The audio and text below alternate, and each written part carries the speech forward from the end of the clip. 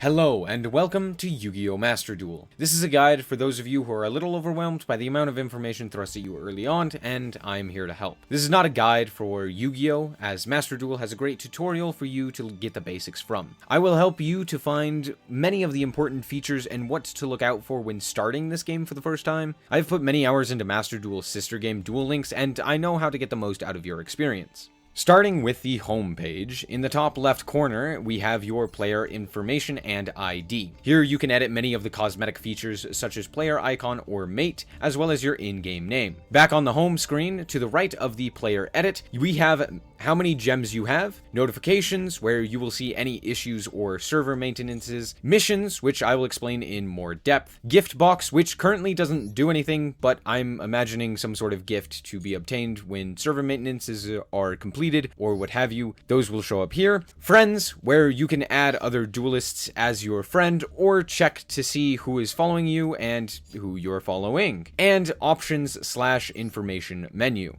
In missions, you will see two different sets of missions. Limited time missions and unlimited missions. You only have a set amount of time to complete limited missions, obviously. However, the unlimited missions can be completed whenever. Unlimited missions, because of this, are also harder to complete, and are more like achievements than anything else. You get a few gems from them, but not much. However, there are secret missions that will appear, and if you complete a certain task, you will get rewarded with some gems. Let's talk about the ban list, or the list of cards that have restrictions on the amount you are allowed to play. If you click the sub-menu button and go to the Forbidden Limited list, it will show you all the cards that you cannot play any copies of in your deck, the cards that you can only play one of in your deck, and lastly, the cards that you can play two of, at most, in your deck. If you are coming from Duel Links, these are not mutually exclusive. If you want, you could build an entire deck full of limited to one cards. It wouldn't be very good, but you could.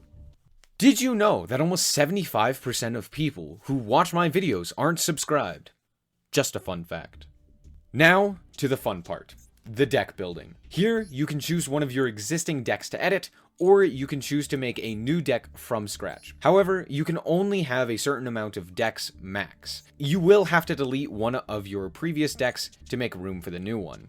When you go to make a new deck, you can also copy decks from the online servers as well as from any structure decks you have. In order to make a deck, it's very simple. All you have to do is right-click what card you want from the right, and then it will appear on the left. If you don't have that card, it will be grayed out. You can only have 3 copies of any card in your deck at any time. If you want to find a specific card, you can search for it via the search bar. If you want to find something less specific than a single card, you can refine your search down to specific attributes of monsters, levels, spells, traps, etc. You can also bookmark any card you want in the bookmarked section to make it easier to access later, just by clicking on the card you want, then clicking on the star in the bottom left corner. Master Duel also comes with a crafting system, meaning that if there is a card you want or need, you don't need to pull for it from a pack. Instead, you can just craft it from the crafting tokens you get by either breaking down extra cards of the same rarity, or from things like solo mode and the duel pass. The conversion rate for any item is 30 tokens to craft one card, and any non-holo card only gives you 10 tokens. A 3-to-1 conversion rate. Now for the most important part, the shop. At the moment, there are only 3 different packs that you can open from. Stalwart Forces, aka the top meta decks, Revival of Legends, aka the fan favorite decks, and lastly, everything? Literally, everything. However, if you craft or pull a super rare or higher rarity card, you can pull from a secret pack full of cards from the same archetype. But only the last 4 cards will actually be from the list. The other 4 will still be from anything and everything. If you want to build a specific deck, build one of the higher rarity cards first, then start pulling from the secret pack. However, make sure that you save up enough gems to get everything that you need, because you only have 24 hours before the pack expires. The last pack we have is the bonus pack, aka the legacy pack. These tickets are obtained by dueling in ranked and event duels. They will give you a free pack of 2 cards from a selection of older cards. Also, you cannot use any cards you get for free in crafting cards, including the cards you pull from these packs. Moving on, we have 2 structure decks that suck. Ignore these. They are not worth it. You don't get anything worthwhile out of either of these decks. Then we have cosmetics, and lastly, we have the Duel Pass and bundle deals.